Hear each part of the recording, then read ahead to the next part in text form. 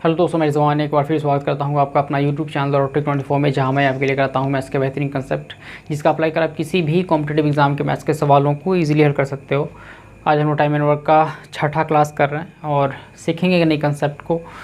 अभी तक हम लोगों ने 5 क्लास कंप्लीट कर लिया है और अच्छे अच्छे कंसेप्ट मैंने आपको डिलीवर किया है। अगर आपने पिछली क्लास नहीं देखा है तो जाकर देखा ना, वो एग्ज़ाम पॉइंट ऑफ व्यू से बहुत इंपॉर्टेंट है आपके लिए।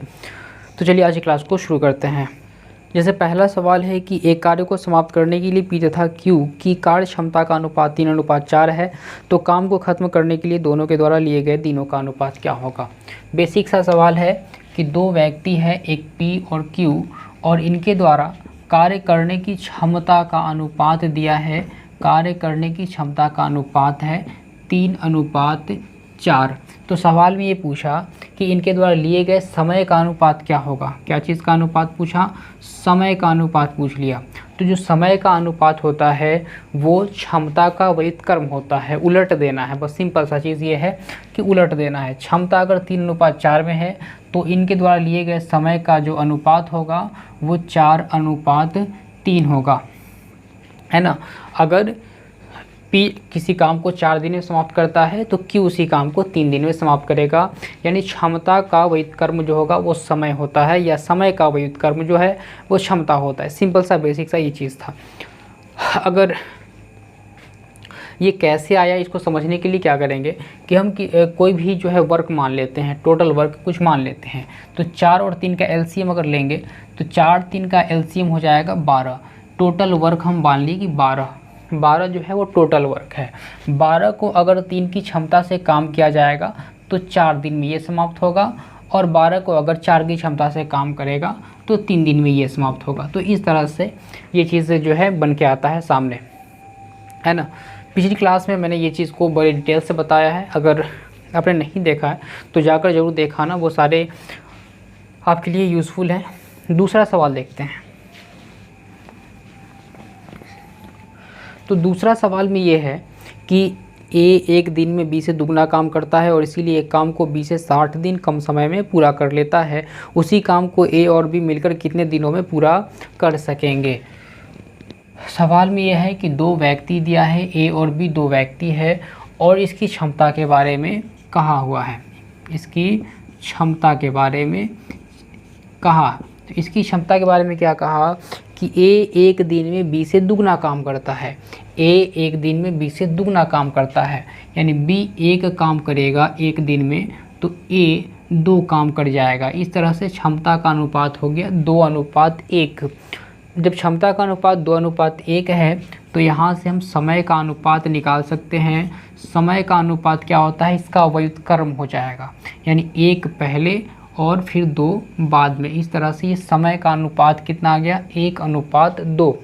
सवाल में कहा है कि A को B से 60 दिन कम समय लगता है। अगर यहाँ से अगर डिफरेंस पता करें, ये 1 है और ये 2 है, ये दोनों का अंतर कितना होगा? ये दोनों का अंतर 1 अनुपात है ना।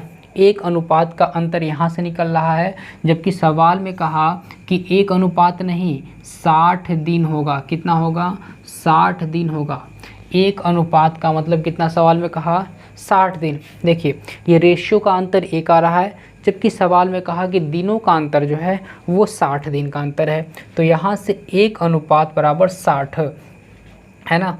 1 अनुपात बराबर 60। तो यहाँ से हम क्या कर सकते हैं कि टोटल वर्क निकाल सकते हैं। क्या चीज़? टोटल वर्क कितना होगा वो निकाल सकते हैं। तो टोटल वर्क पहले ही पढ़ चुके हैं कि क्षमता को समय से गुना कर देते हैं। क्या चीज़? क्षमता को समय से गुना कर देंगे तो टोटल वर्क निकल के आ जाएगा। क्षमता को समय से गुना करेंगे, टोटल वर्क निकल के आएगा। तो टोटल वर्क कितना है? अच्छा, कहीं से भी कंपैरिजन करा सकते हैं, A और B से, किसी से भी। तो हम मान लेते हैं कि A पे ही काम करते हैं, तो A की क्षमता 2 और A समय लगा देता है 60 दिन। A कितना दिन का समय लगाया? 60 दिन। तो इस तरह से ये टोटल वर्क निकल के आ गया। टोटल वर्क 2 × 60 यानी 120 टोटल वर्क आ जाएगा। सवाल में फिर आगे क्या कहा कि A और B दोनों मिलके काम करेगा तो कितने समय पूरा होगा। तो A और दोनों मिलके काम करेगा तो क्षमता कितना बनेगा? 2 1 3 की क्षमता होगा।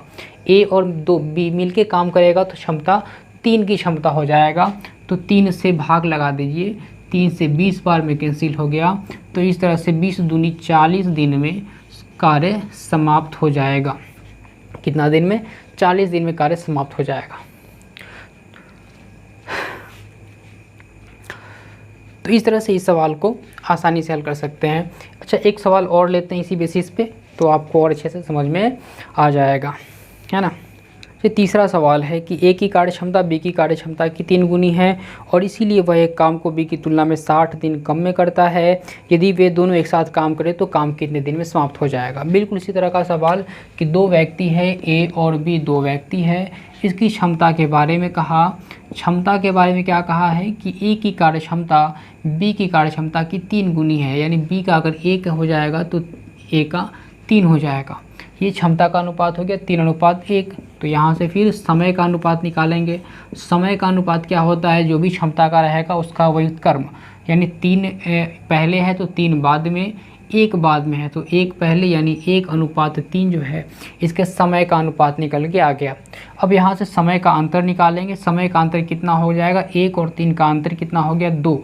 2 अनुपात का अंतर यहाँ से आया, जबकि सवाल में कहा है कि 60 दिन का अंतर है। कितना दिन का अंतर है? 60 दिन, यानी 2 यूनिट का मतलब आ गया 60 दिन। तो यहाँ से 1 यूनिट का अंतर निकालेंगे तो 1 यूनिट का अंतर कितना हो जाएगा? इसका आधा, यानी 30 दिन का अंतर 1 यूनिट का मतलब हो गया। 1 यूनिट यानी 30 दिन, 1 अनुपात का मतलब 30 दिन। तो यहाँ से टोटल वर्क निकालिए। फिर अब क्या निकालिए? Total work. टोटल वर्क कितना हो जाएगा? तो टोटल वर्क होता है क्षमता गुने समय, क्षमता गुने समय। ए का अगर लेते हैं तो ए की क्षमता 1 यूनिट है, यानी 30 दिन यहाँ से आ गया, और फिर इसकी क्षमता 3 है, यानी 30 गुने 3 जो है टोटल वर्क रहा। और टोटल वर्क के बाद सवाल कहा दोनों मिलके काम करेगा, तो ए की क्षमता 1 और बी की क्षमता, ए की क्षमता 3 और बी की क्षमता 1, दोनों को मिला के क्षमता कितना हो गया?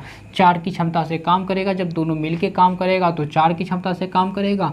तो यहाँ से कट जाएगा 2 दूनी 4, 15 दूनी 30, इस तरह से 15/45/2 यानी 22.5 दिन, 22.1/2 दिन इस सवाल का सही जवाब होगा। तो ऐसे इस मेथड से बड़ी आसानी से सवालों को हल कर सकते हैं। तो चलिए आज की क्लास को यहीं पे समाप्त करते हैं और उम्मीद करते हैं कि आपको ये सारी चीज़ें समझ में आया होगा। अगर अभी तक मेरे साथ बने हैं तो वीडियो को लाइक कर दें, अपना सुझाव ज़रूर दें कमेंट बॉक्स में। अगर अभी तक आपने सब्सक्राइब नहीं किया है तो सब्सक्राइब कर लीजिए, अपने दोस्तों को भी शेयर कीजिए और उन्हें बताइए अच्छी चीज़ों के बारे में, है ना। चलिए मिलते हैं अगले वीडियो में।